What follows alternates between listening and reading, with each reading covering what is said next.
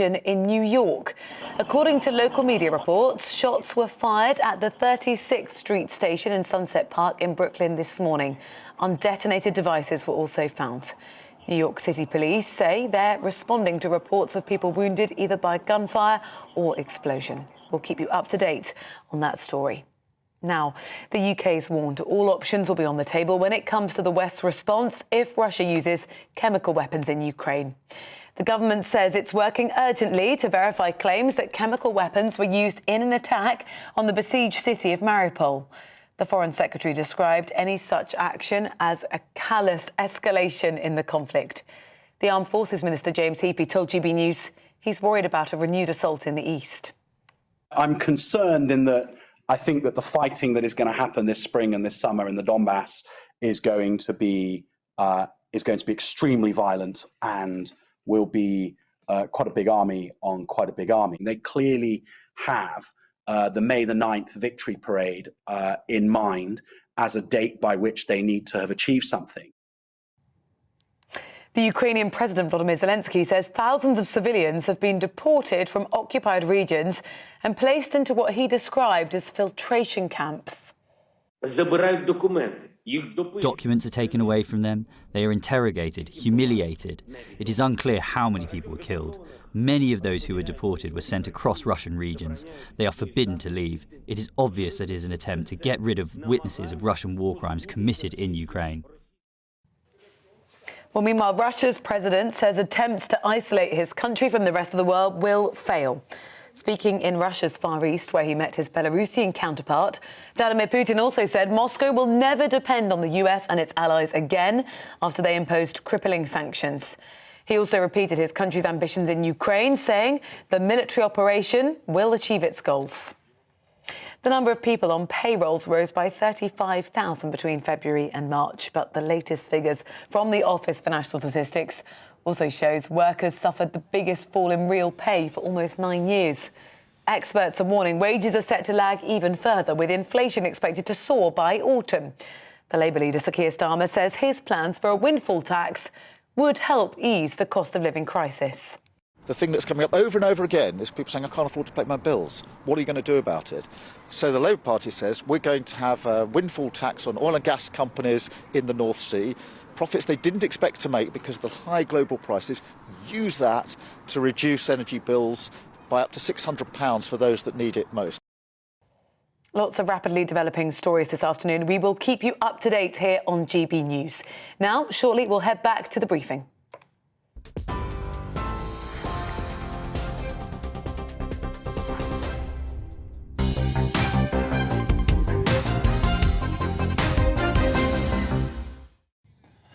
This is GB News. You're with me, Liam Halligan, and indeed our political editor, Darren McCaffrey. Over the next hour, we'll be continuing our rolling coverage of the breaking news that the Prime Minister and the Chancellor will be facing fines due to lockdown breaches in Number 10.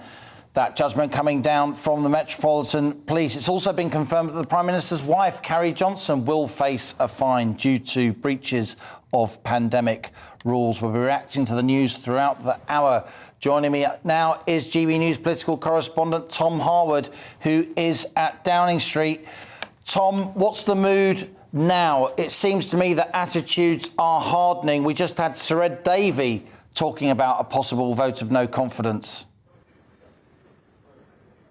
There's certainly some pretty bitter attitudes across the House, although it doesn't yet feel, in the parliamentary sense, that we're at the fever pitch that things reached just a few months ago. It seems that we're all waiting on the word of the Prime Minister. The Prime Minister currently not in the building behind me, but at Chequers on a break after, of course, returning from Kiev just a day ago. What we are seeing now is that Number 10 has confirmed that, of course, the Chancellor, the Prime Minister and the Prime Minister's wife have all been issued with fixed penalty notices. Where we move on from here depends. When will the Met Police operation finish up? Is this the final set of fines that has been given out? At the point at which the Met Police operation finishes up, then Sue Gray, that name that we have heard so much about for the last 4 months, she will finally be able to reveal the full extent of her report. And upon the publication publication of that report,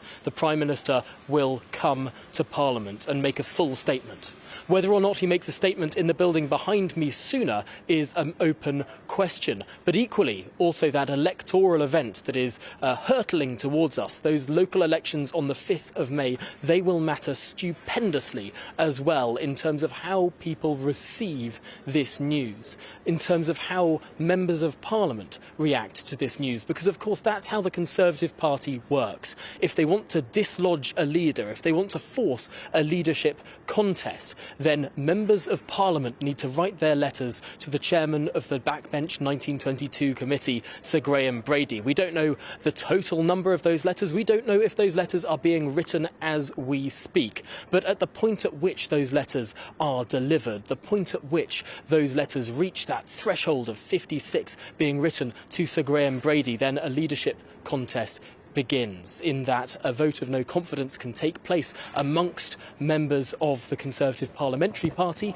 and indeed then, if the Prime Minister were to lose that confidence vote, an election can take place for a new leader. As I say, we are nowhere close to that yet. Parliament doesn't return until next week. These fines have dropped in the middle of a parliamentary recess. Of course, the Easter holidays begin this weekend for many, many people around the country. And indeed, we will not hear from the Prime Minister officially. His next scheduled appearance in Parliament is, of course, next Wednesday for Prime Minister's Questions, more than a week away. Now, it seems likely that we will see him before then, but there is no demand, there is no obligation for the Prime Minister to appear before that point. But as I say, clearly the pressure from the Liberal Democrat Party, as you were speaking to Sir Ed Davey, saying that the Prime Minister must resign there. The leader of the Labour Party, Sir Keir Starmer, has also demanded that both the Chancellor and the Prime Minister resign. We have not heard a statement from the lips of the Prime Minister or the Chancellor yet, but of course, number 10, the operation behind me, confirming that those fines have gone ahead. Tom Harwood, thank you for that. Let's bring in the member of the Foreign Affairs Select Committee, Labour MP Graham Stringer. Graham joins us from Manchester because, of course, Parliament is in recess. Graham, good to have you with us as ever. The fact that Parliament is not sitting now, that may be what saves the Prime Minister. Sorry, I missed that last point. Can you... The fact that MPs aren't in Westminster, the fact that you're all on recess, the timing of the news about these fines, that may be to the Prime Minister's advantage, albeit a slimmer advantage, given what he's facing. I think it's more likely to be to his disadvantage, actually, because I think as Conservative MPs in particular talk to their local Conservative association as they meet people on the high street, in the supermarket, they will get an avalanche of anger from ordinary people who suffered the restrictions, many of them not able to see close and poorly relatives during the 2 years of repeated lockdowns. I think that that anger will be reflected in how Conservative MPs react to the Prime Minister when they come back next week. So I think it's definitely to his disadvantage. Things aren't going to improve for him. He's been fined. The Chancellor's been fined. They should resign. In saying that, it's Darren here. We've heard from Roger Gale, no fan of the Prime Minister. In fact, he was calling for him to resign just a matter of months ago. But he's now saying that now is not the time for the Prime Minister to go. And if so, people like Roger Gale aren't calling for the Prime Minister, a pretty senior Conservative backbencher, but one of the most vocal critics. Frankly, he's not going to go anywhere, is he? Because in the end, it's going to be up to Conservative MPs to decide, and it doesn't look like that's going to happen. Well, I don't know whether it will happen or not. Conservative MPs will vote according to their self-interest. At the moment, the Conservatives are about 3.5 points behind Labour in the opinion polls, which, quite frankly, isn't too bad for a sitting government. If they drop very sharply in the opinion polls, if the local election results go against the Prime Minister, if he doesn't resign, then I think those letters will go into Graham Brady very quickly indeed, and it's doubtful then that the Prime Minister will survive. I mean, we've not talked about the Chancellor. The Chancellor might precipitate action. He's a very different person to the Prime Minister. He's made a number of mistakes recently, but if he was to resign because of he was at parties, he's lied to the Commons as the Prime Minister has lied to the Commons, and he's very categorically said he didn't go to parties on the floor of the House. If he should resign, then he puts the Prime Minister in an almost impossible situation. Or if you look at that the other way around, could the Prime Minister sack the Chancellor now for his other misdemeanours and difficulties he's had with his personal and his wife's finances? No, the Prime Minister couldn't sack the Chancellor because they've both broken the law in the same way. So we've got a lame duck Prime Minister, quite frankly, when it comes to dealing with the Conservative Party and the normal business of government. Graham, you're very in touch with your constituents there up in Blackley and Broughton. There is going to be shock and a wave of anger, your words, at this news about the fines. On the other hand, there is a cost of living crisis. There are big issues going on across the country, indeed across the world. Given that Parliament isn't sitting over the next week or two, isn't it possible that the anger will dissipate? Isn't it possible that to keep talking about these fines, particularly if the Chancellor, the Prime Minister takes it on the chin, they hang together in order to stop a vote of no confidence, isn't it possible that in the end the public may think it's indulgent of the political class to have a huge eruption of turmoil, a general election at such a difficult time for the country? That has certainly been the Prime Minister's modus operandi, that he's tried to, when he's been caught with previous misdemeanours, just to try and sit it out. I think, I mean, I've obviously not had time to talk to anybody since this news broke, but people are genuinely beyond worried. They're frightened about the increases in fuel prices, the cost of living changes. They're very angry from when the news first broke about the parties in Downing Street and the fact that the Prime Minister, and now we learn the Chancellor, didn't follow their own rules. And quite frankly, I don't think they ever believed in those rules. They were just trying to frighten people to get a particular reaction from them. So it is possible, as you say, that he will try and sit this out, but I think it's unlikely. It may end up with a vote of no confidence in the Commons. If it does, then that puts the Conservative Party in a very difficult position, because any Conservative Party following a three-line whip, which they have to put on for a vote of confidence in the Prime Minister, is saying to his own constituency or her own constituents that we don't care, that we pass laws which we expected you to obey, and some of you will have been fined, some of you will have been in family and personal difficulties because of it, but at the same time, the Prime Minister and the Chancellor and many of the people who work in 10 Downing Street in the most politically sensitive positions in government thought that they could party. I don't think, quite frankly, that is going to go away with the current background of people being really worried about inflation. MP, considered, thoughtful analysis from you as ever. Thanks so much for appearing on GB News. Graham Stringer there, Labour MP for Blackley and Broughton.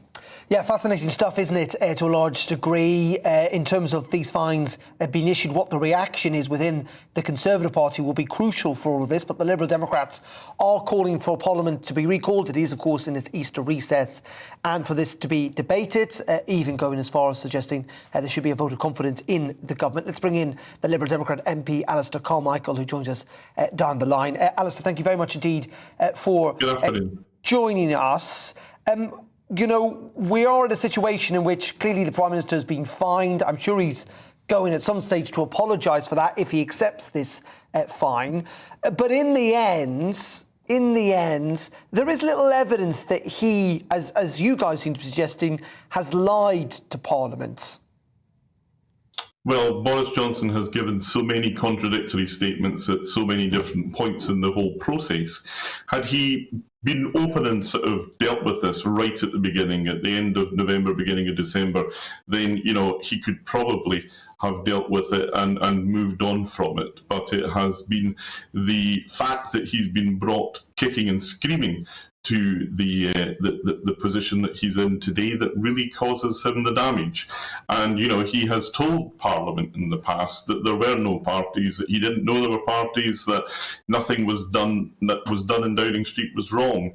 Now we find that the Prime Minister and the Chancellor of the Exchequer have been investigated by the police, who themselves have got some questions to answer here, because let's not forget that they were remarkably reluctant to launch this investigation in the first place, which has now produced the issuing of 50 fixed penalties. And, you know, I think in these circumstances, it's difficult to see how he has actually told the truth to Parliament. That's why, though, Parliament has got to be recalled. That's why we have got to have the opportunity to question the Prime Minister and to give him the opportunity to come forward, and if he has a reasonable explanation, then this is the time to give it. I also think it's essential that we get the full Sue Gray report now published. I see no barrier to that in the future, and you know, that hopefully will come with it the full basis of the evidence in which she based her conclusions, which even though they were limited, were still pretty damning. The democratic event coming on Thursday, the 6th of May. There will be local elections, as you know. Voters can make their discontent clear then if they want to. I put to you the same point I put to Graham Stringer just now. There's a lot going on. There's a cost of living crisis. This country is effectively at economic war with Russia. Won't the spectacle of MPs squabbling at Westminster over who has what job look like an indulgence to a lot of the country? Well, I don't see why it has to be one about a spectacle of squabbling. I think that's the opportunity for Parliament to demonstrate that we can do this in a mature and reasonable way. On the question of local elections should be about how you run local councils. They shouldn't be about Boris Johnson and how he has behaved. I think if I were a Conservative councillor or a Conservative candidate, even for these local elections, then I really would not welcome the idea that the votes for councillors would be dependent on the standing of Boris Johnson. Your point, though, about the other things that are going on in the world, about the cost of living crisis and the dreadful situation that continues to unfold in Ukraine, I actually would suggest points more to the need for Boris Johnson to go, because at a time when people's, the cost of living for so many people is under such pressure, when we see the massive geopolitical issues unfolding as they are doing in Ukraine, it is more important than ever that we have a country which has a government headed by a Prime Minister and a Chancellor in whom we can have confidence, people that we can trust, that when they say something then we will know that that is correct. And I'm afraid for that reason it makes it more likely that Boris Johnson should resign and not less. Remember, we've been through this before. In the first Gulf War, Margaret Thatcher resigned when we actually had British troops committed in the Gulf. And actually, Winston Churchill would never have become Prime Minister but for the fact that we changed Prime Minister in the early stages of the Second World War when we were already at war. That's why we have a parliamentary and not a presidential system of government. Alistair Carmichael, Lib Dem MP for Orkney and Shetland, we thank you for your thoughts and for appearing on GB News. Really interesting, actually, Liam. We've heard on Twitter from the government's former legal advisor about what a fixed penalty notice is and where it stands in the law. Lots of people trying to compare it to a parking fine or a speeding ticket. Well, according to him, getting a fixed penalty notice means the police think you have committed a criminal offence. It isn't a criminal conviction, nor is paying the penalty. So we shouldn't really be calling them criminals, should we? That means you've chosen to pay rather than risk criminal prosecution. So the consequences of a minister either receiving or paying a fixed penalty notice is essentially political, but the bottom line is the top line, which is it is the police thinking you've committed a criminal offence, i.e. they are confident that you have broken the law. Let's bring in Labour's Christian Wakefield. He's the MP for Bury South, and of course you may well remember he is the man who crossed the floor of the House of Commons over this very issue in January. Christian, thank you very much indeed for joining us. I suppose you feel vindicated today. Well, I don't want to feel happy. I don't want to kind of feel like I'm gloating or like I'm saying I told you so. Really, it's a very sad day for politics and the country, because what we've had is a lawmaker becoming a lawbreaker, and we should never be in a position of that. But I think really, as someone who put their letter in to Graham Brady before crossing the floor, obviously that no longer counts. I think really the rest of the Conservative Party now need to look inward and say, well, we'd written a letter before, we hadn't submitted it, we were waiting for Sue Gray, we were then waiting for the police investigation. There's no more road to kind of kick the can down. Now is the time that letter needs to go in, because what we've got instead is a Prime Minister who doesn't respect his own office, doesn't respect Parliament, doesn't respect the general public, because he's lied to all of them. So I think it's about time that the Prime Minister just resigns and takes his Chancellor with him. Unfortunately, I don't think he's going to do that. We'll have to see, Christian, what the Prime Minister says in his defence, how he handles this. No word from him yet. But I'm guessing he would say that he unintentionally broke the law. I'm guessing he would say senior civil servants have also been fined. I'm guessing he would say that at the time, Downing Street is not just a home, it's a place of work. There was a siege mentality, people working literally around the clock in order to lead the country at a time of national crisis, at the height of lockdown in the summer of 2020. You've crossed the floor, but do you have any sympathy with any of those points? I don't know. At the end of the day, he was the person that, as well as Rishi and senior civil servants who were in front of the public every single day during the height of lockdown, telling the public what the rules were and how important it was to follow them. There's absolutely no justification whatsoever to either break them or not understand what they were. So I think trying to hide behind that and trying to muddy the waters by saying, well, it's my home, therefore I'm allowed to do it. It doesn't wash with me, it doesn't wash with parliamentarians, and it ultimately won't wash with the public. We've all seen through the lies, the obfuscations, and trying to get away with it. And no one believes him anymore. So that's really why he needs to go, when he's potentially going back to NATO and world leaders about what's going on in Ukraine. How can he be taken seriously when actually the rest of the country no longer trusts him? It just can't be done. In saying all of that, we get lots of emails here, Christian, at GB News. I'm sure that your constituents, some of them at least, feel the same. Some that might have been outraged at your decision to switch parties, who say, frankly, you know what, we don't really care very much about this. It is akin to a parking ticket or to a speeding fine. Lots of people incidentally break aspects of the law quite frequently, actually, and that this isn't a bigger matter. There are far bigger issues at play here: cost of living crisis, war in Ukraine, and then in the end, frankly, a lot of people just don't care about this and they wish we'd move on. Well, I don't think that's the case, though. I don't think it can be linked to a parking ticket or a speeding fine. Ultimately, this is a law that he made. The rest of the country followed because we knew how serious it was, not only to keep ourselves safe, but to keep everyone else safe. The fact he was then in front of the TV cameras telling us every single day what the rules were, to then break them himself, is completely different to getting a speeding ticket. And I think the majority of the public will see through that. You obviously mentioned the cost of living crisis. There was a prime opportunity just a couple of weeks ago for a Prime Minister to do something about that. He and the Chancellor chose not to trust the public there, not to help the public. So I think he's run out of road with the cost of living crisis. He's run out of road with excuses now for Partygate. He just needs to be the honourable thing and just go.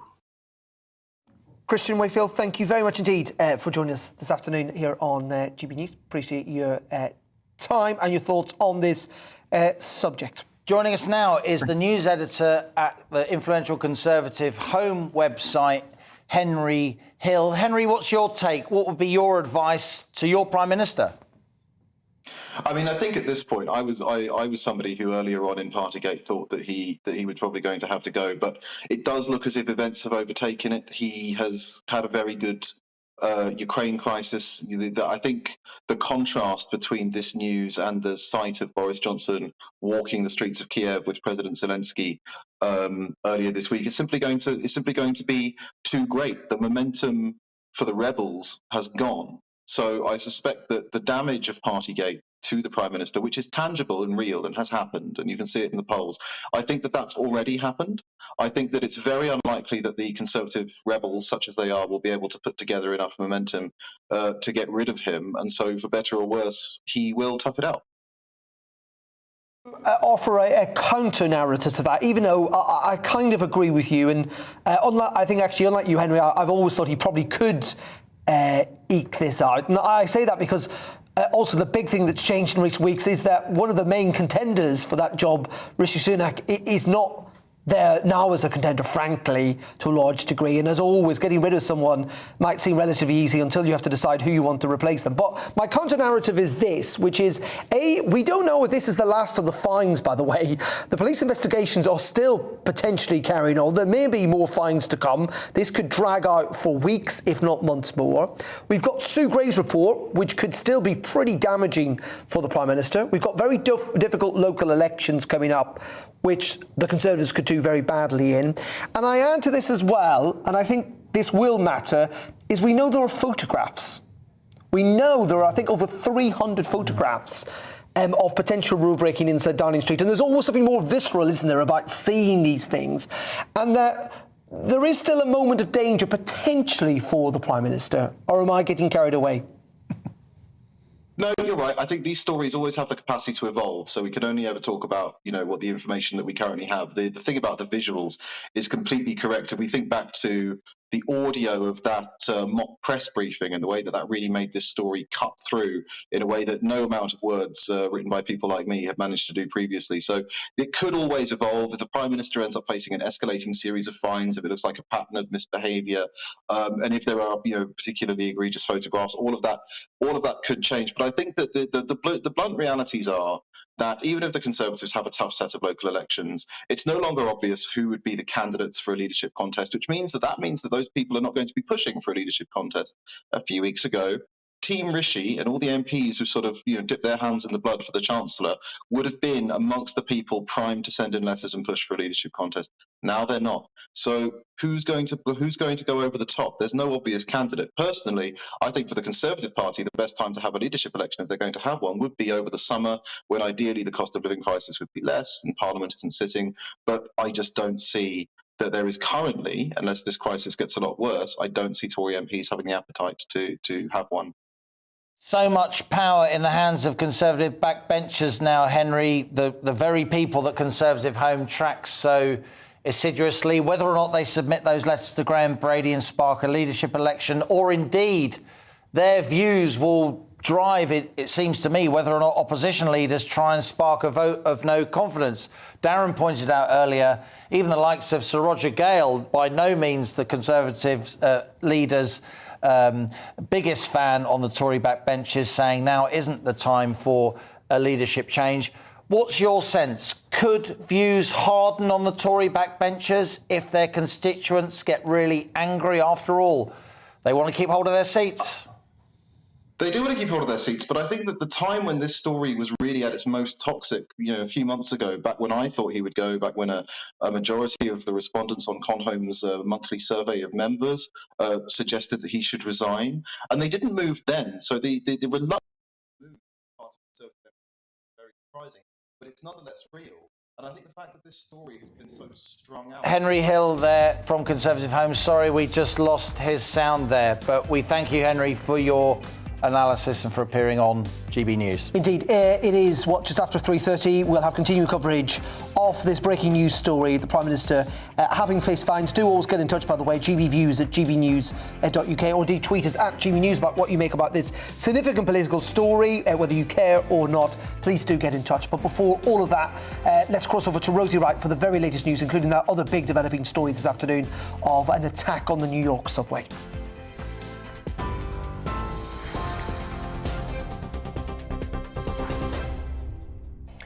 Good afternoon, it's 3:33. I'm Rosie Wright, here to keep you up to date. As we've been hearing, Number 10 has confirmed the Prime Minister Boris Johnson and the Chancellor Rishi Sunak will both be fined over lockdown breaches at Downing Street in Whitehall. The Labour leader, Sir Keir Starmer's calling for their resignation, saying they've broken the law and repeatedly lied to the British public. The Prime Minister's wife, Carrie Johnson, is also set to receive a fine. Earlier, the Met Police said at least 30 new fixed penalties are being issued. That brings the total number in the investigation to more than 50.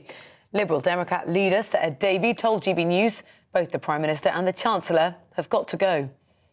I think a change of leadership now and consigning this failed Prime Minister and Chancellor to the dustbin of history would be a good move for our country.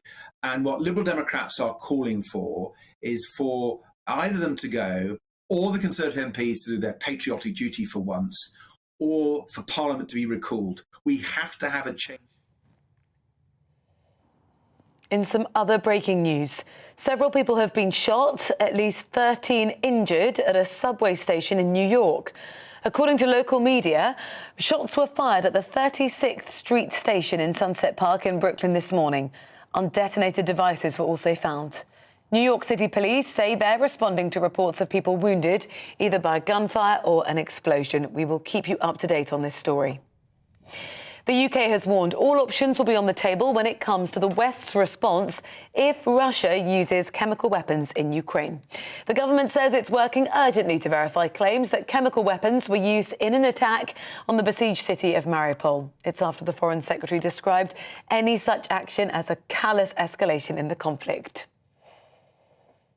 So there are a couple of significant developing stories today. We will keep you up to date here on GB News. Now, let's head back to Darren and to Liam.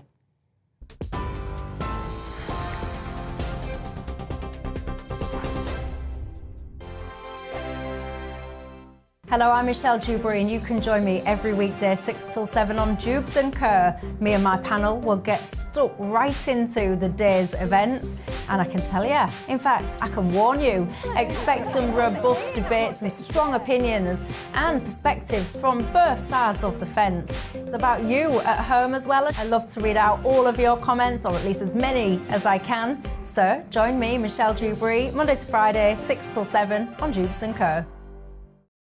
On radio, they call it the drive time slot, 4 p.m. until 6 p.m.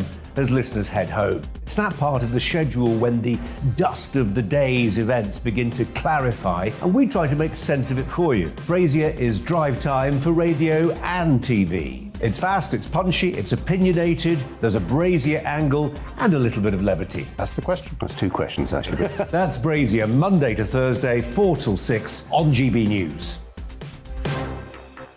Hello, I'm Patrick Christie's. And I'm Mercy Moroki. Make sure that you join us Monday to Thursday, 10 a.m. until midday, right here on GB News for To The Point. We're not afraid to talk about the topics that matter to you or the big topics that always matter. We cover absolutely everything, from the breaking political stories of the day to law and order, what's going on in the channel. We're not afraid to hold people to account. We always make sure we include your views on our show. Indeed, if you're thinking it, you can guarantee that we're saying it. So make sure you join the conversation with us, 10 a.m. until midday, Monday to Thursday for To The Point on GB News. I'm Dan Wootton. Join me Monday to Thursday from 9 to 11 for the feistiest and most fun news debate on TV, where free speech reigns. I'll bring you a sharp take on the day's biggest stories, bombshell newsmaker interviews, and A-list guests. And I guarantee you, no spin, no bias, no censorship, and no reason to go to bed. That's Dan Wootton tonight, Monday to Thursdays from 9 on GB News.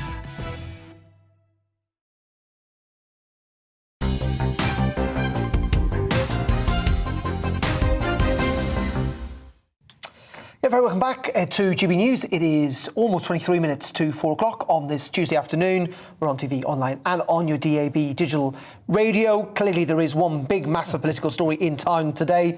Let's put it mildly. That is that the Prime Minister, the Chancellor and indeed the Prime Minister's wife have all been handed fixed penalty notices regarding parties that took place in and around Downing Street and Whitehall during the pandemic. It has unsurprisingly prompted a whole range of different responses, with the opposition opposition parties like the Liberal Democrats, Labour and the SNP calling for not just the Prime Minister to apologise, but indeed to resign, branding him as a liar. More interestingly, and of course, more significantly, is the reaction from within the Conservative Party that we're following quite closely, because ultimately we're up to those MPs to decide the Prime Minister's future about whether to submit letters of confidence to Sir Graham Brady and the 1922 committee to remove him as Prime Minister. We've already heard Sir Roger Gale, big critic of the Prime Minister, who'd previously back in January, February, called for him to go, saying now is not the time. And also in the last couple of minutes, we've heard from Douglas Ross. He's the leader of the Conservative Party in Scotland, who again had also called, and that was a big move for the Prime Minister to go. He is now again saying it is not the time to remove the Prime Minister. He says the public are rightly furious at what has happened. The Prime Minister now needs to respond to these fines being issued, i.e. I think suggesting he needs to apologise. However, as I've made clear, in the middle of a war in Europe when Vladimir Putin is committing war crimes and the UK is Ukraine's biggest ally, as President Zelensky said at the weekend, it wouldn't be right to remove the Prime Minister at this time. They do seem to be circling the wagons, don't they, the Conservatives? They want to criticise the Prime Minister. They want to show their constituents that they're angry with the Prime Minister, but they don't want to lose power. And that will be the dynamic, won't it, over the next few days and weeks? And I think additionally, obviously, what's weighing there's two things at play here. First of all is the momentum, because of the war in Ukraine, understandably, has gone out of this story. In the sense the intensity, the heat has gone out. And I always say, like, one of the key things in politics is momentum. And that has stopped in its tracks. And despite the opposition trying to reignite it, I think it's going to be quite difficult for them to do so. But the other big thing is that back in January, we were looking at Liz Truss, but more significantly, Rishi Sunak as a potential successor. He, I would now suggest, is out of the frame, and that means that many Conservative MPs, because there's always in a leadership contest, it's not just about removing the leader, it's about who you want them to... And who wants to be leader now, going into these local elections when the Tories are going to get hammered? I personally think the cost of living crisis is going to get a lot worse before it gets better. Well, let's go to GB News political correspondent Tom Harwood. Tom, we're talking about the Tories circling the wagons. Interesting intervention there from Douglas Ross. Any sign of any other Tory big beasts coming to the Prime Minister's aid?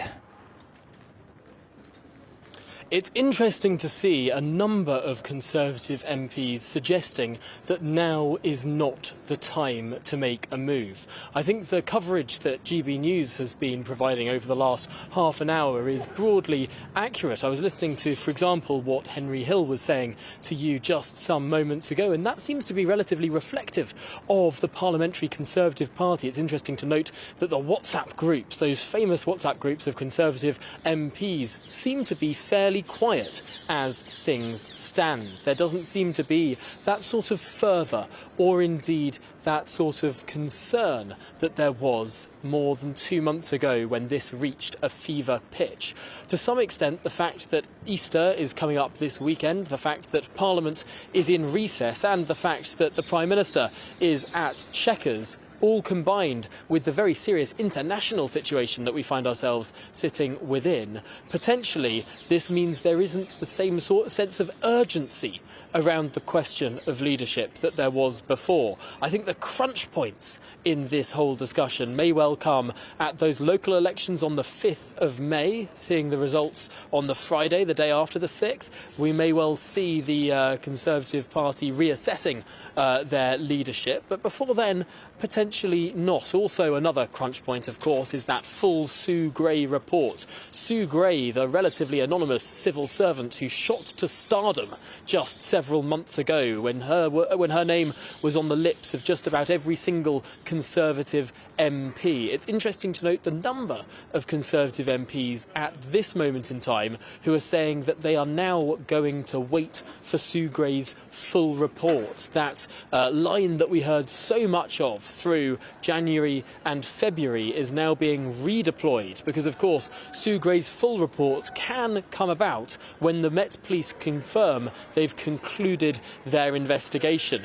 Though everyone's a little bit in the dark, though, in terms of whether or not the Metropolitan Police have concluded their investigation. If a further tranche of fixed penalty notices comes about, of course, Number 10 doesn't know that. It's an operationally independent investigation. Really, the people in in the building behind me find out what is going on as soon as the Met Police announce what's going on. A lot of people fumbling around in the dark to find their way through a confusing and concerning situation.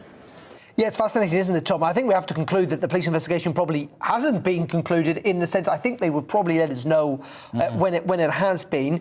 Like you and I love playing or trying to understand the dynamics of all of this and what people might do. It's like a game of chess in many regards. And there are scenarios out there where Rishi Sunak, the Chancellor, given the difficult week he's had, because there were already suggestions he was going to do this before he was even fined by the Metropolitan Police, might decide, actually, this is a resigning issue for me, I'm going to walk away. Where do you think that would leave the Prime Minister?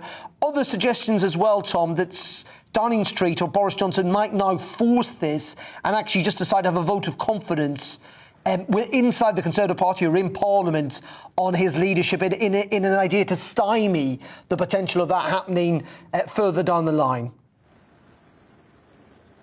Certainly, that would be the John Major option. Of course, in the mid-1990s, John Major forced a leadership vote of the party, of the Conservative Party.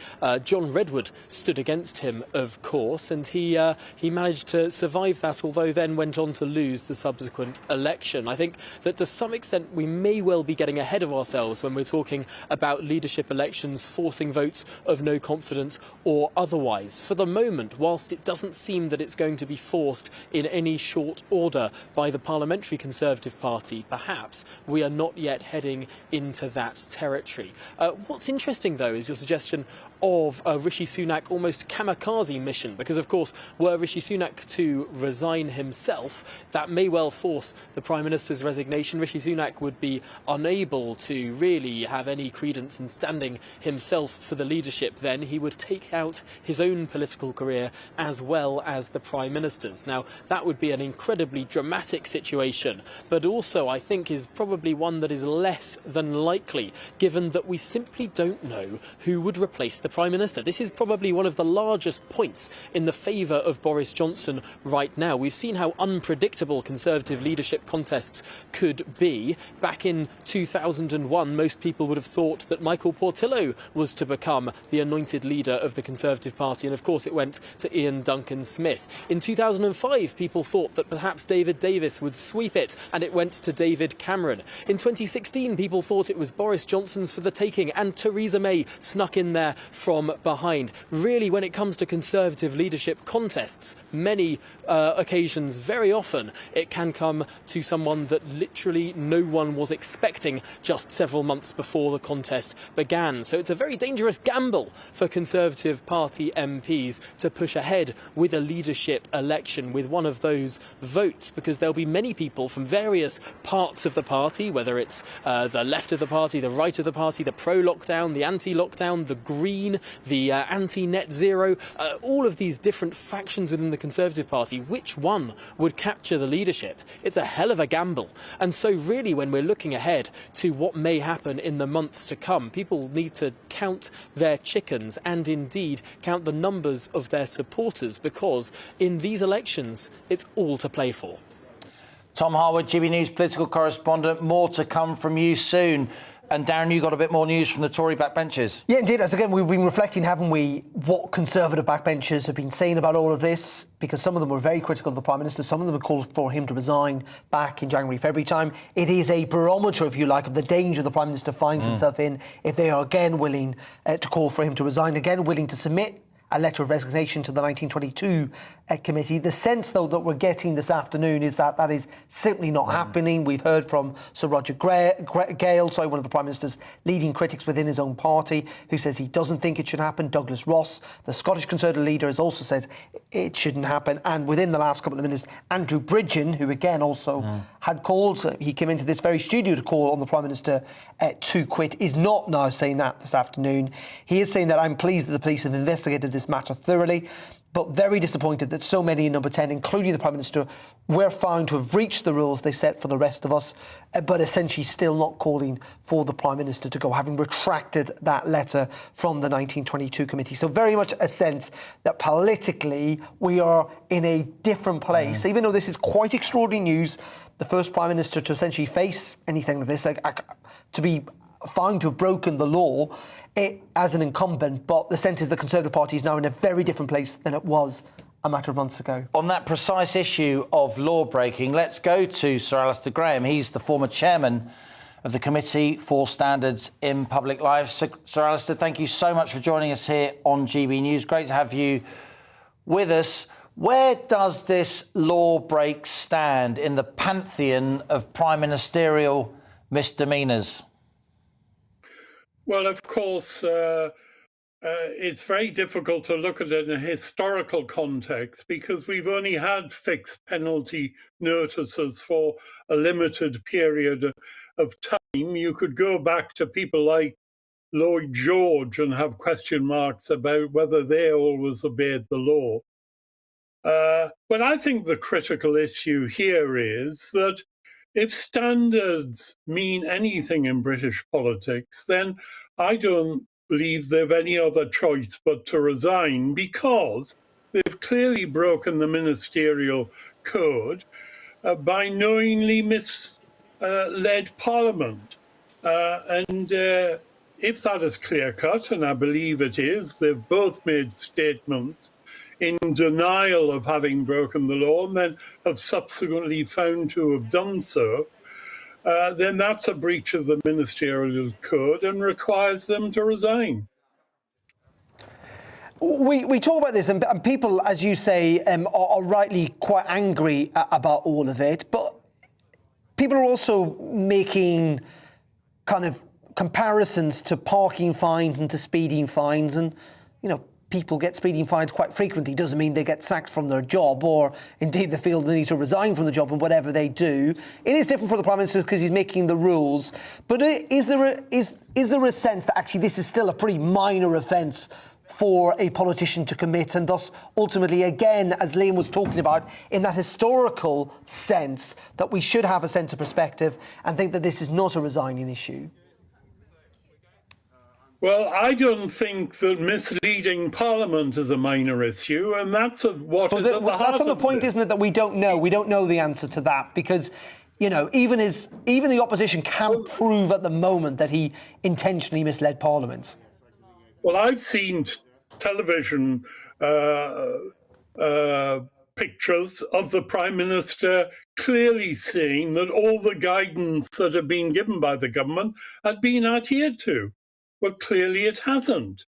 And they drew up the rules that were of critical importance for us to comply with. Yet it's been found that those rules that he drew up, and he and his colleagues, and he has breached those rules. And therefore, as I say, if standards are important to British politics, then you have to take the penalty if you breach those standards, which has clearly happened. A distinguished career in public life, Sir Alistair, trying to preserve and harness the good optics, if you like, of the British political class in the eyes of the public.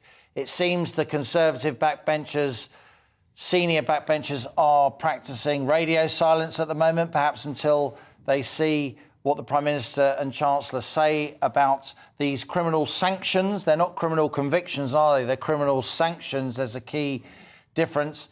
I've just read that Sir Graham Brady's been spotted down at Westminster during a recess. I wonder what he's doing down there. But I put it to you as somebody who I know in their bones really wants the political class to put its best face forward to the country and who cares about how the political class comes across. Is there not a danger if we have a leadership election now, if we have a vote of no confidence now, if we have even a general election now, it will look like the folk at Westminster arguing among themselves at a time when there's so many other things that the country really cares about? Well, Other European countries, such as France, can go ahead in the middle of a difficult period with a presidential election. So I don't quite believe that it's not possible in the current framework to have a change of leadership in the Conservative Party. And in fact, given the pressures that ordinary people are facing, as a result of some of the decisions by both the Prime Minister and the Chancellor of the Exchequer, there may be many people in the country, not only because they want to see decent standards in politics, but for other political reasons may want to see the back of these two political characters.